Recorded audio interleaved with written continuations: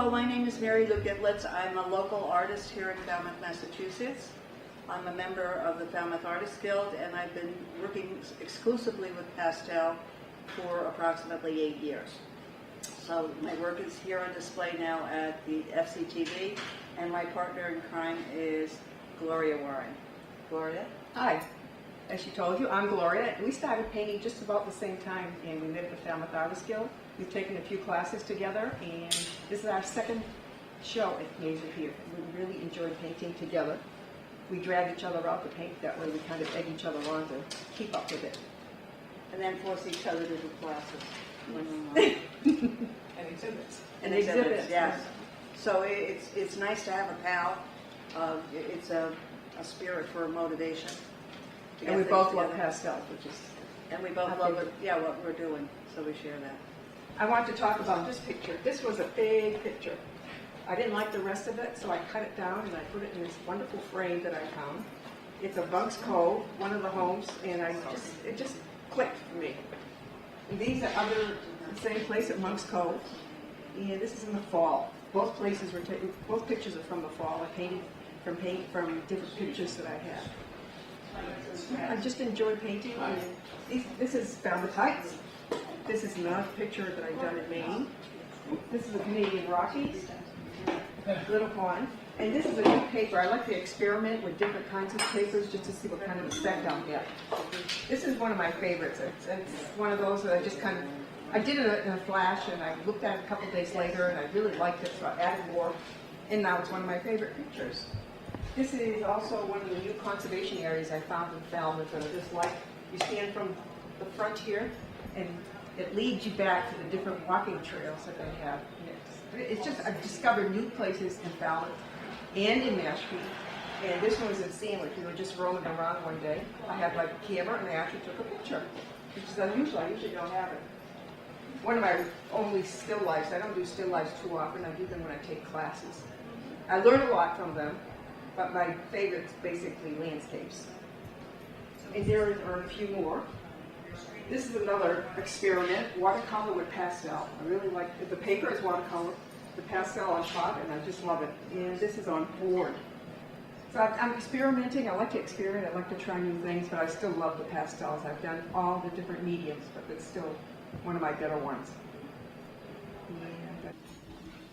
This painting up here is a still life that I did, and I call it Treasured Things because they truly are for me.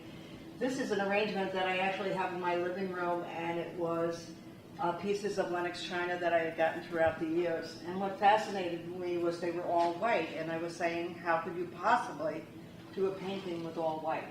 So that became a challenge for me. And then I also looked at my paint box, and the most color that I had, or the colors that I had the most of, were in this ochre family. And I thought that was a marvelous contrast between the two.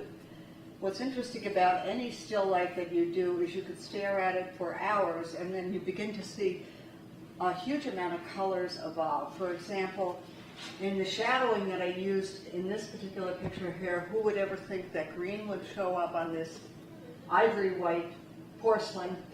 And who would ever think that in this dried arrangement of hydrangeas, you would see purple and orange and other points dancing? So it all comes as a reflection back and forth with each other, and it comes up with a limited palette, that's something that I truly liked. So second to that is the landscape, and I love to do Cape Cod landscapes. And frequently I'm in Maine, or I was in the Canadian Rockies a couple of years ago, and people would say to me, well, do you want to paint pictures of the Canadian Rockies? And I said, no. And do I want to paint a lot of pictures of Maine? And I said, well, no. I'm really fascinated with Cape Cod, its landscape, and the light. And one of my favorite places is over on what they call the Sandwich Boardwalk Beach. It's a boardwalk that extends totally from a parking lot near town that goes all the way out to the bay. And they have these marvelous dunes. And sad to say, I call this painting the Sandwich Dunes Before Sandy, because when Hurricane Sandy hit last year in October, it decimated these dunes. It cut through them, it cut off and left them in craggy mess. But here, in this particular area, The dunes have a river cutting through them, and it's a tidal river, and at times the whole landscape is filled with water, and at other times it's merely a drizzle. Something that always fascinated me, and I painted it in summer, I painted it in fall, and will continue to try and hope that this will come back so I can do that again. And this painting over here is again what we call a still life, and everybody who takes art classes or is an art student is told you have to do still lifes, and you do them for a very specific reason. In this particular painting, there's 7 objects, and they're on a table, and so one would look at it and say, well, that's not a big problem, I could knock that off in a few minutes. There's a lot of things going on here. Each one of them has its own color field, and each one of them is lit a certain way by a light that is cast across them. And each one of them, as I got into the painting, began to have its color dance around and share it with others. So, for example, the biggest one here is the wow, is the orange, which is so in your face and bright and sticking out there. And if you could see that, as I began to paint this and try to get this really to fit into the painting, it's reflected over here toward the cheese. It makes this side of the table brighter because it's light coming off of the orange and back onto it again. It reflects the orange cast down here, up through the bowl, and even up through the coffee pot here. And also the other little accent that I noticed almost near the end of this painting was that the shadow of the teapot was throwing itself over the backdrop. So again, in an artist using this, it really trains the eye because it's a limited palette, it's a limited view, unlike a landscape, which is a very broad view, that gets you to focus on all the action that's going on this one spot. On this painting over here, it's what I started as a series, and I've been doing this for 3 years now, and I think this is my 7th painting. And I call this my cottage series because the cottages themselves are telling a story, and it seems to appeal to everybody because as a kid, when I traveled around on vacation, we frequently stayed in cottages for the summer months, especially around the shore or especially up in the mountains of Vermont and New Hampshire. And in this particular case, the cottages were cookie cutter type. They were set out all in a row. And the commonality that I thought that they had here were the telephone poles that had power going to the houses and wiring them. So this particular study is called Summer in a Box, and you can interpret that however you wish. This painting is called Travelers Across the Bay, and it was a painting that I did for a specific reason. First of all, I became fascinated with the wave movements throughout the Cape, and here in Falmouth we have tons of shoreline to be able to capture all of this. But what I was fascinated with most is that at a certain time of day, when the sun was behind these waves and passing through, you saw this lush green flash up at you for a moment and then go on and do its own thing. The reason why I call this Travelers Across the Bay is that we were asked to do a painting that represented Buzzards Bay, and to me I could only think of the water, I couldn't think of the landscape. And so in this particular shot, this is a view from Woodneck's Beach, looking all the way across to Buzzards Bay.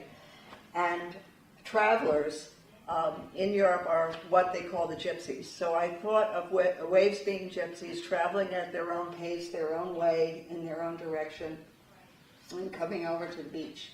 But I had picked lilacs, and it was in early spring. You could tell from the light coming in the window that it was quite bright because the leaves were not fully formed on the trees yet. And this is my sink area, and I had this setting over to the side of the sink. When I walked into the room, I said, wow, I wonder if I could possibly paint this picture. The thing that I liked about it is the way the light was passing through the flowers and passing through the bowl itself and creating this marvelous glare. So I worked on it for a while, and would you actually believe that it probably took me 2 hours to figure out and get this exactly the way I wanted it to. I wanted you to know it was water, and I wanted you to feel that it was water. And I wanted you to know that there was a real particular moment in this painting, and this action, in my opinion, creates the rest of the scene. So struggling with that, one of the things that is interesting was why is yellow down here? We don't know. And the highlight of the green is obviously passing through the leaves, making this part of the glass even greener than we possibly know. So again, an excellent example of how very limited focus gives you a lot of color and gives you a lot of challenge in creating a painting. Down here, one of my favorite spots is behind Chappaquiddick Beach, down in the marsh, and I've done tons of painting in this particular area. And I call this one halfway down because you have to get into the dunes a little bit to be able to sense and feel this one. Tumultuous clouds late in the afternoon, and I've probably done about 15 paintings in this particular area. So again, trying to capture the moment and the distance, a little flecks of the boats, which is West Falmouth Harbor down here in the far distance. This one here, which I call an invitation. One of my favorite places to paint is over behind Chappaquiddick Beach in the marsh that also connects with West Falmouth Harbor. Because there's so many beautiful views there. There are dunes, there are trees, there's a variety of reflected light. This particular light is in the morning, around 10 o'clock in the morning. And the landscape itself just provides so much of a story to tell. I have 3 other pictures here that actually come from West Falmouth, from that particular area. This one over here, and there's one other over there on the wall. And the reason, this is one of the latest works I did. So I did this about a week and a half ago. And one of the things that I was practicing was working on using the color green. And in landscape, there's a huge amount of green.